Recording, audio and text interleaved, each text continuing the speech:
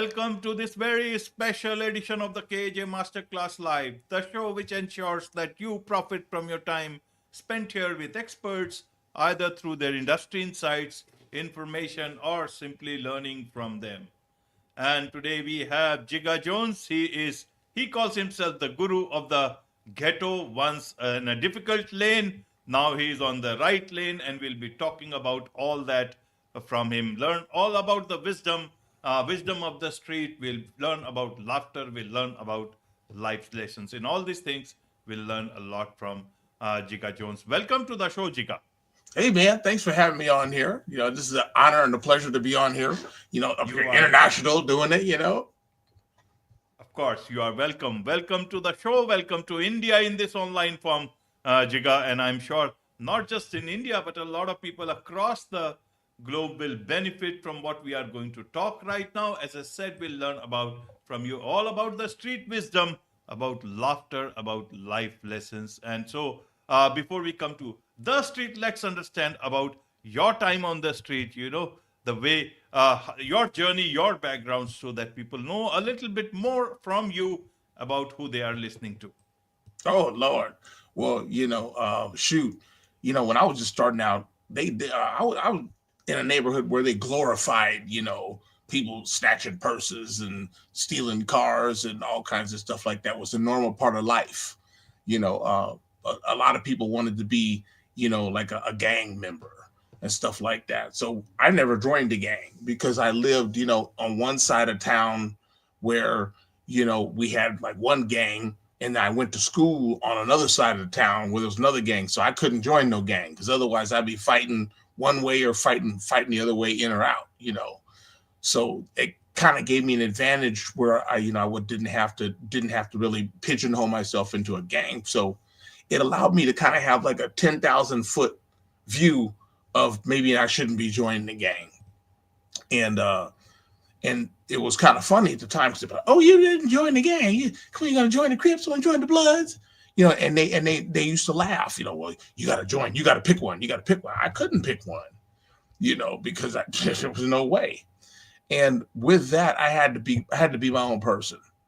And I saw the pimps and the drug dealers and stuff like that, and I thought, oh, I'm gonna want to be one of them. I'll be a drug dealer, maybe I'll be a pimp. And because I was on the outside of that too, and the whole thing. So I had to be my own thing. So we did stupid things like the kids do, snatching purses and stealing cars and stuff like that. But we never joined an organized gang, which, the group that I grew up with, that kept a lot of the people alive, because a lot of the stuff is like, guys never got killed doing some, whatever the caper was. It was always, they were in some gang and then they went to go eat at Tam's Burger in Compton. And then, there was like, hey, that's the guy from this gang, that gang, and then, or you went to another place where you shouldn't go. So because, the group I was in, we weren't in no gangs. So we would go and eat at places and watch other people get shot and other people get run down and beat up and get into fights. We said, man, I sure am glad I didn't get involved in none of that crap, And the crazy part about that was it let us realize that, yeah, we weren't necessarily where we needed to be in life. We saw guys go to jail for stupid things. We had a guy I really was close with, and I don't know is this uncensored? Can we talk, or do I need to say something? Everything that is good in terms of public eye. This is a very clean channel. Everything is, Okay, I anything, can talk it clean, anything no for, problem. yeah, anything which is helping people understand about life and understand, but nothing that should lead them to another path. Everything Right. that is good in terms of personal transformation, in terms of personal development. So yeah, I had a friend of mine that he stole a purse from a lady, and he went to jail for it, and it was like immediate. He went because he got smart a little bit. He said, "Hey, why steal purses from people where we live? We ain't got no money." He went into the rich neighborhood and went and snatched a purse, and that makes sense. Oh, the rich people got money. That's where I'm gonna go. Well, that's a stupid idea because they got police over there. And they're not going to tolerate some fool running up and snatching a purse. And when we saw that, we were kind of looking and said, man, he sure got snatched up quick. We said, well, wait a minute. How come we got people in our neighborhood that are stealing purses all day long and they don't go to jail? But yet you go over here in this neighborhood here, Beverly Hills, and he stole a purse. And that was like, I mean, he really didn't even get halfway down the block. So I started realizing that, if you give a man a gun, he could rob a bank. But you give a man a bank, he could rob the world. So with that, it was like, we need to stop stealing and doing all this other stuff. We need to do something that we can do, because these little things that we ain't got enough money, they can stop us from doing it. We were broke dudes, we didn't have no money. So one of my guys, he put together a tour because people were enamored with Compton back then. This is when the Eazy-E and the NWA was out, gangster rap, So he went ahead and he took his car, went down to the LAX airport and said, hey, I'll give you a trip into gangland. You want to see Compton? Pay me $20. And, and we would drive around, and then it was funny because he would drive the people through the neighborhood, and we would pretend to be shooting each other on the street. Bang, bang, bang, bang, running around and fighting in the road as he's driving these tourists through the area. And people were like running, oh my God, they're in the car looking, scared. But the funny thing was, in making fun of the whole gang life thing, he was able to turn a quick buck. And we started realizing that maybe stealing wasn't the way to do it. And we started figuring out real quick that, we need to start doing something with this. And so he went from doing tours to taking people to great places to eat. Because in LA, there's all kinds of places like India. You've got all these amazing places in India. My buddy from Bangalore, he says, you got to come here. You got to go here. You got to eat this. Or you've got to get this and that. And so we took that mentality. Hey, you're coming to LA. Have you been to Pink's Hot Dogs? Have you been to Tommy's Hamburgers? Have you come down to the beach to get the corn dogs? And we got to the point we were giving tours. He had his little van, and we put people into it. And we started a food tour. This is like back in 2002, 2003. And it was unheard of to have some street guy take you on, pick you up at the airport or at the hotel, and then take you down to the different places, the different eateries that were famous for LA. Pink's Hot Dogs. Go down and go stand in the line. And I don't know if you heard of Pink's Hot Dogs. It's a hot dog place, and it's the experience is just go stand in line and wait amongst all the people, and there's people from all over the world that come down and wait to go get a hot dog. It's ridiculous. You get down there, but there's that, and then you go down to Venice Beach, and then you go get the onion rings off of the pier.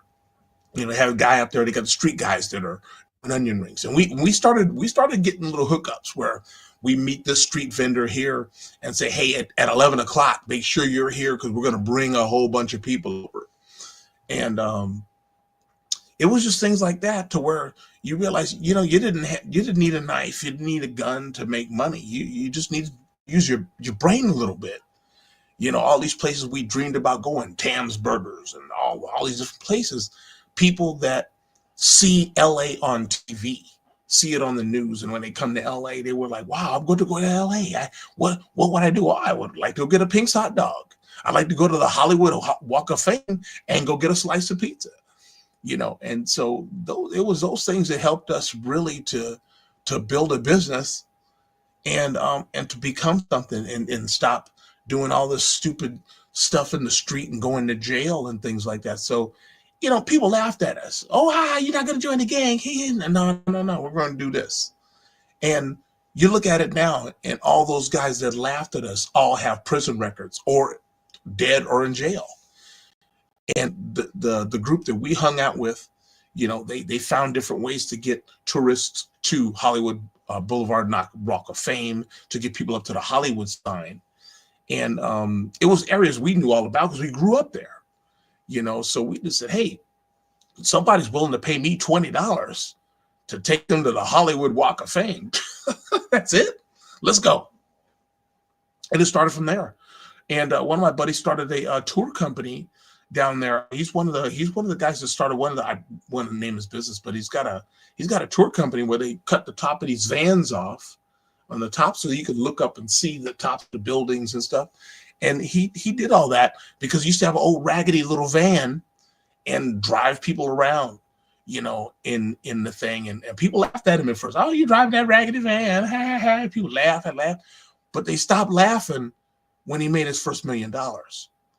And I think it was after he bought the fourth van.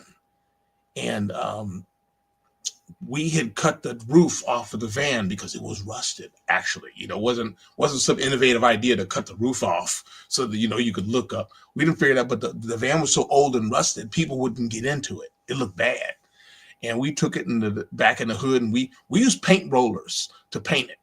We painted it because getting it spray painted professionally was expensive. So we were like, hey man, we go down to Home Depot and go get some paint. And then we took a pair of a plasma cutter and cut the top of the roof off because the roof was all jacked up. And then we kind of put some padding and stuff like that, made it look good. And the rest was history, because after that, you could buy an old raggedy van and put some seats in it. And as many people as you could pile into this van, that's $20 a person.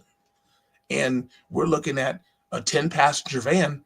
Hey, for a lot of people back then, that was a week's salary, that you would get in just a Friday or Saturday, driving somebody around, showing them stuff that we see all the time. Just driving around and talk about it. They go talk about here. Oh, this is where they filmed this video. This is where they made this movie over here. Would you like to go to Universal Studios? Oh, yeah, let's go. Oh, come back with us tomorrow. Pay us another $20. We'll drive you to Universal Studios. And it was funny, but it just took people to not listen to everyone else telling you, no, you got to go out here and join this gang to go make this money. And you got to go work this crazy job at McDonald's. We thought out of the box because we didn't want no job where you had to go report to somebody or do anything. And sometimes it just takes for you to sit down. And if you can control your own destiny, even if it's just driving people around without somebody telling you, well, you got to do it. And you let your drive tell you what to do. Follow that mindset. You can do a lot. I'm sorry, I'm talking the whole time here. Absolutely. Uh, Jika, I want to understand, with whatever you're talking at that point in time, whether you joined a gang or not gang, but everything were with consequences. Yep. Were you not never afraid of the consequence? Were you getting fun out of it? Did you think you were victims? Did you think this is the only way to look at life? Why didn't you remember you were born at Nipsey Tyrone, Washington? Did it ever come to your mind? Help us understand your Yeah. mindset down there when you were with part of your own gang, not official gangs.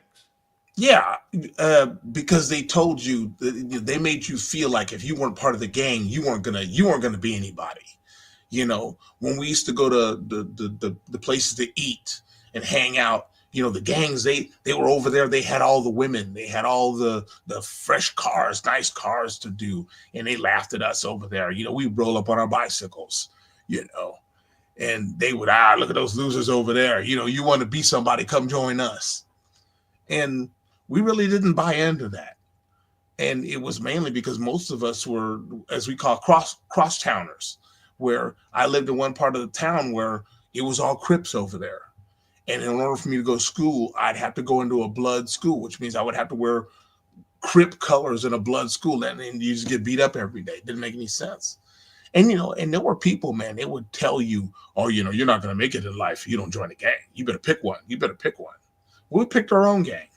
Our own gangs, we were a money gang. We wanted to go out and go make money. It may have been little bits of money at the time. We started with, just little tourism or whatever it was doing. But then eventually, it started becoming a thing when these guys were going to jail. My buddy was going to Chamber of Commerce meetings with business people. He bought a suit from the Salvation Army, a secondhand store, and he bought that suit. Boy, we loved it. But he would show up with that suit on with the tie, and he was, oh, everyone was like, wow, look at him. One of our guys wearing a suit. And I don't know how to explain how it made us feel good to watch one of ours get a suit. Then everybody's, so I'm gonna save me $10 and I'm gonna go buy a suit too. And the next thing you know, we were all had suits on. All these, we're like kids, like 18, 19 years old with suits on. But that also helped us to get out of trouble, because when the police rolled through this bad neighborhood and saw four kids with suits on, they didn't bother with us. They waved to us and kept driving. Like, the cops aren't messing with us? Huh? And it was because we were wearing the suit, looking good on the street, and we're competing with each other, trying to whose shoe was shine the better, you know. And Raymond had one black shoe and one brown shoe, because what had happened is he has 2 feet that are different sizes. One shoe's like let's say a size 5, and the other shoe's a size 7. And we couldn't find 2 black shoes in the same thing at the secondhand store. So he had one black shoe, one brown shoe. Most people never noticed, but we used to laugh at him, call him 50-50, because it'd been 50%, 50%, right? But it's funny things like that we laugh at now. And I do radio shows, in LA, and my buddy, he still does tours with people. And then I got another friend and they do like deluxe tours where they take people like to really expensive areas, where they can rent exotic cars and all kinds of different things, which has come good because, some of my crazy videos we rent cars, and I'll tell you, the main thing is that you can't ever, especially if it's something bad, you can't let somebody tell you that you have to do it.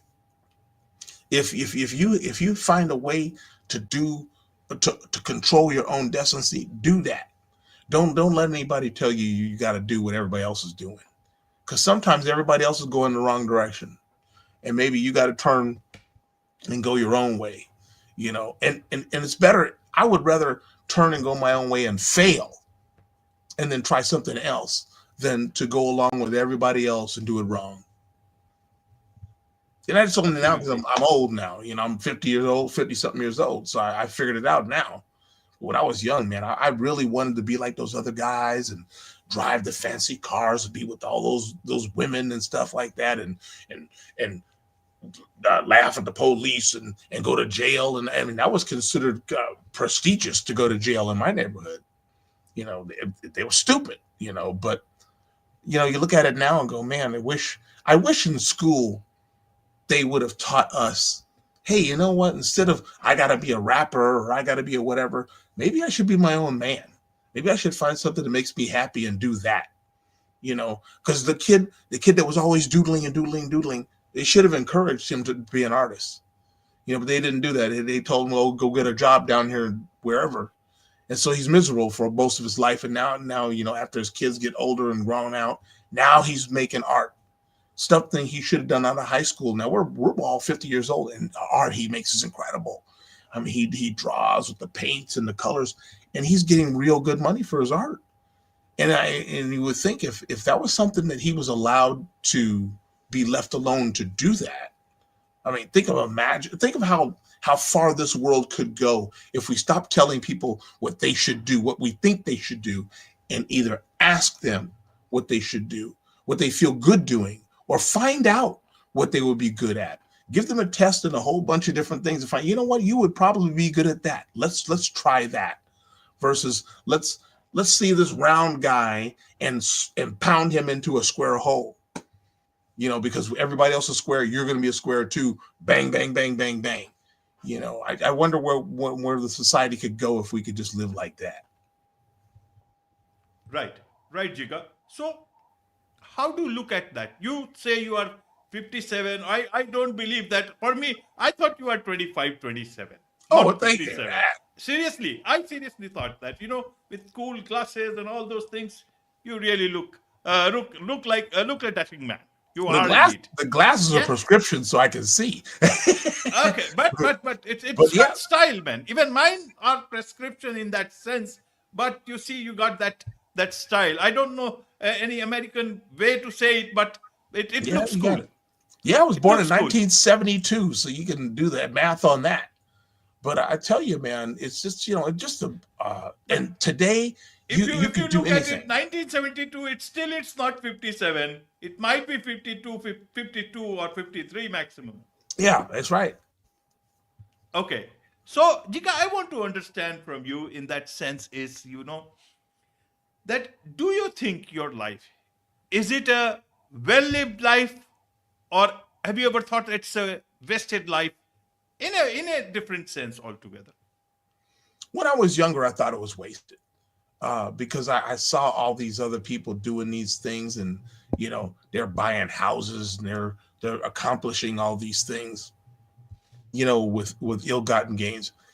And then now recently, I got a guy and he's helped me out. I'm writing a book that'll be out next year, and just about all the crazy comedic things that happened to us, over the years. And I've done a lot. Everything that I've ever, so far, everything I've wanted to do, I've done to this point.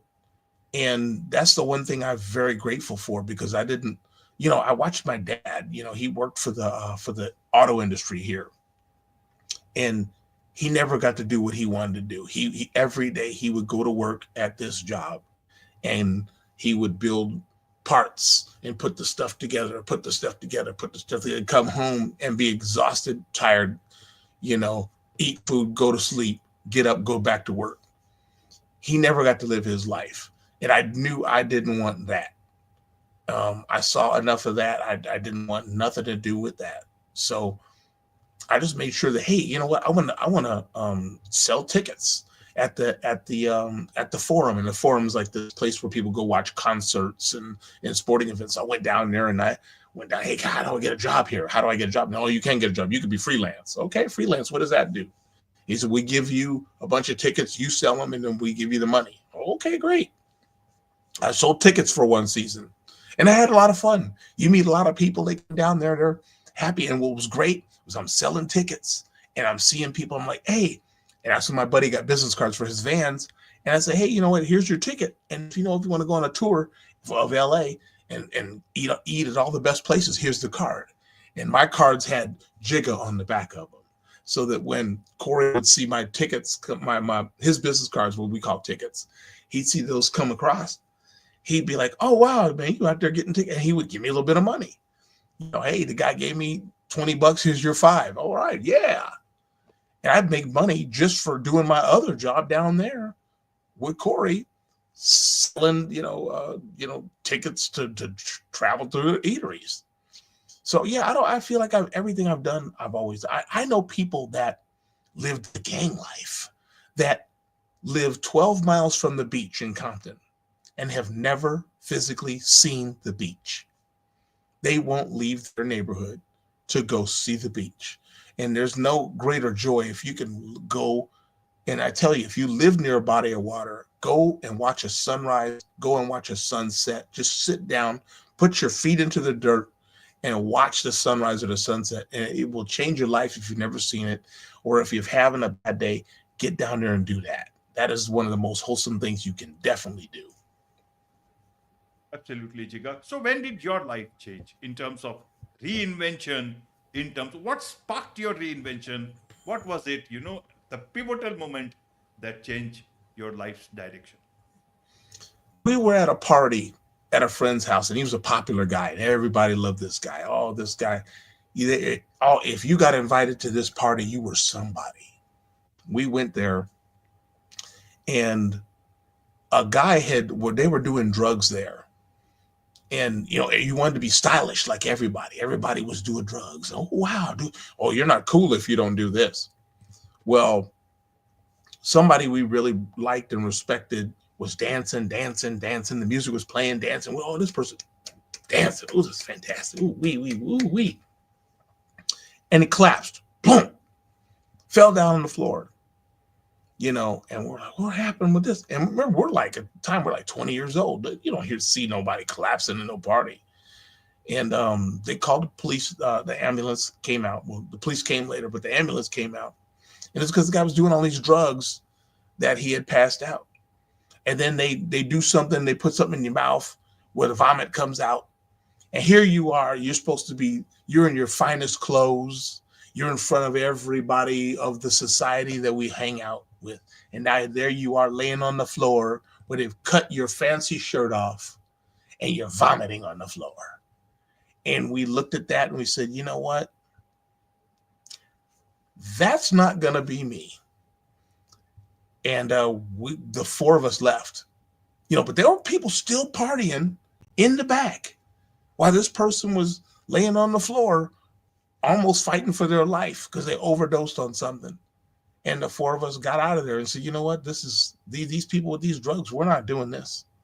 And that was a very unpopular thing to do at the time, because everybody, oh, you got to do these drugs. Oh, do some drugs. Oh, do this. Nah, we'll drink a glass of wine. We'll have a good time. And that's it. We're not messing with all this other stuff, putting stuff in your nose, putting stuff in your arm. None of that stuff. We didn't need it. And it was expensive anyway. These people would work all week to afford all these drugs to put into their arm. And then it was doing them harm. And you pass out in front of all these important people. And they cutting your fancy shirts off and you're fighting for your last breath on the floor. Nah. And that was where we said, no, people laugh at us for what we do and taking tourists, and you drive around in the car with people you don't know. Yeah, so what? That was it. After that, I knew we were on the right path doing that. Right. So, what would you like to tell young people, someone who is 18, 19, 20, 25, about your life, learnings from your life, and to look at life in the right manner? What is it that you do now? What do you do for living? Earlier you talked about all these scams and credit card frauds and all, but those were different times. Now you have got a whole new level of internet sophistication and all. And so what would you like to tell general public also to be aware about such things, and also the young people, uh, how should they look at life, the lessons that you learned from at that point in time? Well, the main thing is that when you're coming up and you're young and you're impressionable, be careful who you look up to. Uh, and I'll tell you, because when I was growing up, you looked up to drug dealers, pimps, gang members, all different types of criminals. Tell you go steal a bag, we'll give you $100. You know, look out for those people, because they don't necessarily, and I give them the benefit of the doubt. They don't know that they're doing harm to you. They think they really think they're doing something cool, because they got all this money, fancy cars, fancy clothes, all the money, like this. And the main thing is, don't get sucked too far into that. Try to find out and do what you want to do to be happy. Because the minute you get off of the pursuit of what makes you happy, I could be happy, but I can go get this money. That'll make me happy. Money actually never makes you happy.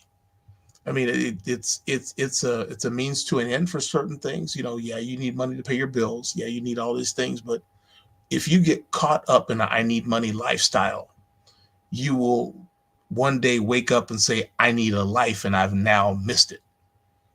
You will miss every important thing there is to see. If you've never seen a sunrise, if you've never seen the beach, those people, they listen to everybody else, what they told them to do. These people I talk about, never seen the beach. You live in Compton, you literally can walk from the morning to midday and reach the beach, but they won't do it because they're too busy caught up in doing something else somebody else told them to do, or living a life somebody, or end up in jail and never being able to go and put your toes in the sand on the beach. So it's a hard thing to do, because nowadays they want you to be like everybody else. Oh, be like this person. And they want everybody to look the same, think the same, do the same things, or else you're not part of the group. I challenge you not to be part of a group. If being a group means giving up what you're dreaming about, give up on the group. Watch the group from afar. If it's so important to you, watch it, document it from afar. Watch how far those people don't go as you follow your dreams. You know, they told a guy he wanted in their city back when I was growing up. Um, Playing an instrument wasn't cool, growing up in the 80s and 90s, because rappers were out there. They didn't need an instrument. They had, and this guy, he was playing the horn, and the bullies, they would knock the horn out of his hand and do all this stuff. And he'd be on the way home from school and they kick the horn. It was in a case and kick the horn and all that stuff. The thing is, one day he put the horn down and went with other guys and didn't meet a very good end. So the thing is, what if he was left alone to play that horn? Who would he have become? Maybe he would have become the next Wynton Marsalis, or the next, the next, big time horn player, like a Dizzy Gillespie or something like that, a jazz musician, something. Um, and especially if you're one of those people that people are telling you to tell somebody else not to follow their dream, stop doing that. Stop doing it. You know, Maybe you could chase your dream and not make it. Okay, I think that's better to chase a dream, not make it, but still have had that pursuit. I think that's better than to have thrown your dream away and did what other people tell you to do. So, and especially now, everybody wants, I got to have the iPad like everybody else has. I have to have the newest iPhone. I have to have this phone, that phone. I have to look like this on the internet. I have to take my selfies. I have to do this. I have to be seen in this place and take a picture. You know, do your own thing. And I think that, when the years start stacking up and you've done your own thing, you're going to feel like you've lived your own life versus somebody else's.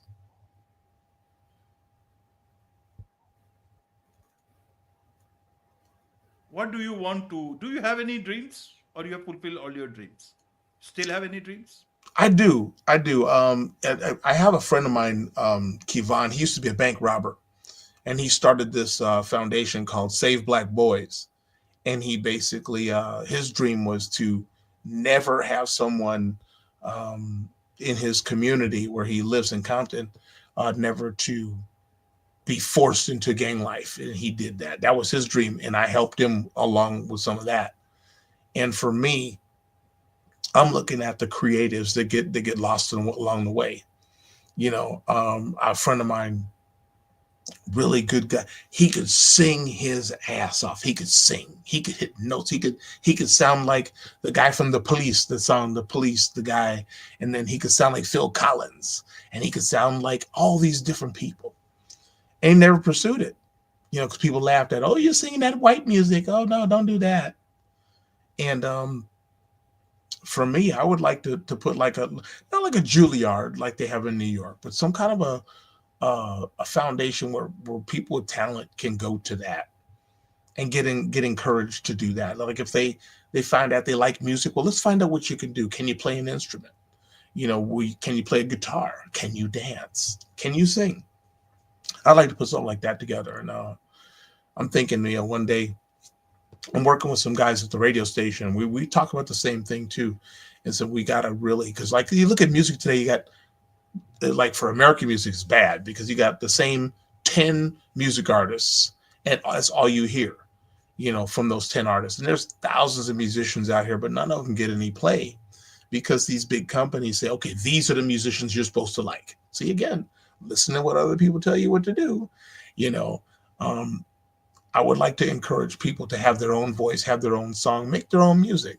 And if guys, I want to learn to play guitar. Well, the first thing they want to do, they want to play somebody else's song. Get a guitar, learn to play your song. Let's do that. That way, when you're playing that guitar, you're playing something you absolutely feel and have some feeling in it.